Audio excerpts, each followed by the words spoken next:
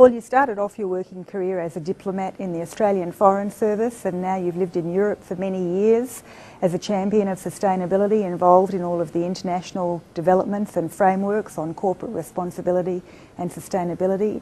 Can you tell me a little bit about why you do the work that you do? Well, I suppose the overarching concern I have is the concern about global issues, whether it's health, poverty, climate change. It's quite clear that the existing governmental structures we have, either at the national level or the international level, are insufficient to meet the challenges that we face. And the only way that we can respond effectively as a species is by engaging all of the key sectors around the world, whether they're governmental, whether they're business, or whether they're civil society, in a more effective and focused response on these issues and get everyone working on the solutions. And it's in that space that I'm now working with governments, with business and NGOs at a global level, discussing these issues of corporate and organisational social responsibility. Paul, you were involved in the development of the Global Reporting Initiative in Amsterdam 10 years ago. What do you think are the most important reasons why organisations need to look at sustainability reporting? I think there's a recognition historically that financial reporting, however good, is a two-dimensional view of a company. It's like a rear-view mirror of an organisation's performance. It's, as much as anything, it's looking back on what we've achieved, and by definition not looking forward on where we're going in the future. But as the recent financial crisis has highlighted, financial data alone doesn't tell you enough about a company. It doesn't tell you about the quality of the management. It doesn't tell you about how well it's engaging with issues that are critical to humankind in the future: health, poverty, environmental issues.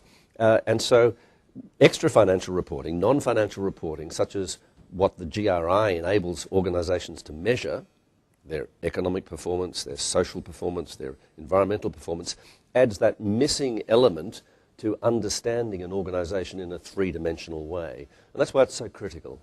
You just completed a week touring around Australia with ACCSR at our annual conference and doing these workshops with CPA Australia on international frameworks for corporate social responsibility. What do you think are the major trends in Australia that we need to stay alert to? Well, I've just completed with ACCSR a visit to a number of state capitals along with CPA, and we've discussed the issue of sustainability reporting and international standards with a wide range of folk from the business community, from government, from non-government organisations. And one of the key takeouts from that was a belief that while Australia does have some global leaders in the area of using global standards and using reporting as a way of improving performance, Australia in some regards is lagging behind a little. And certainly this is exactly what Senator Nick Sherry said at the ACCSR conference in Sydney recently, where he highlighted exactly that dilemma, the need for Australia to raise the quality of its non-financial reporting to ensure that Australian organisations are competitive at a global level. And by using the Global Reporting Initiative indicators, Australian companies, as well as all Australian organisations, have an improved chance of not only understanding and integrating in their own organisation important sustainability issues, but communicating that and celebrating it at a national and international level. CPA Australia is a very strong advocate of the role of accountants in extra financial reporting. What do you think the role of accountants should be? My own view is that the accounting profession is absolutely crucial to this. The accountants are the gatekeepers of information within organisations of crucial financial data. It's only logical to integrate into that accounting function, that assurance function that accountants play such a crucial role in, is the non-financial data as well.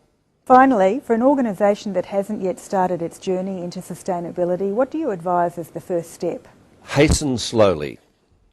I think hasten because it's quite clear that the issues around sustainable development, they're going to get worse before they get better. Issues like climate change are not going to go away. They need to be addressed urgently, and they need to be addressed by everyone. But slowly in the sense that different organisations have different levels of experience, different histories, different opportunities to contribute. So what you do is you move into this area, cautiously use the Global Reporting Initiative guidelines, as a menu of options to see what might be relevant to you, what is material. And this is where the accounting role is so important, to help organisations understand what they're doing, understand what their contribution could be, and then to move slowly into the areas that you can contribute to most quickly, most efficiently, and with the most return to the value of your organisation.